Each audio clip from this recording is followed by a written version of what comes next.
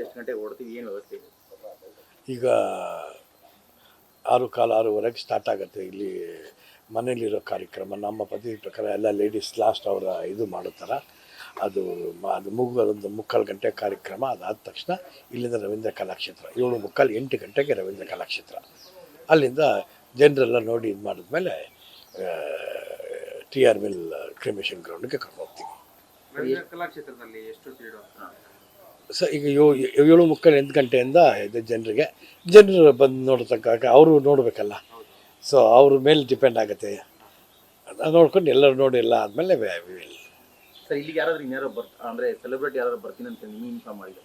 ಈಗ ಶಿವಣ್ಣ ಒಬ್ಬರು ಬರ್ತಾ ಇದ್ದಾರೆ. ಶಿವಣ್ಣ ಬೆಳಿಗ್ಗೆ ಶಿವಮೊಗ್ಗದಿಂದ ಬಂದಿದ್ದಾರೆ. ಯೋಗಿ ಬಂದಿದ್ದೀನಿ ಅಂದರು.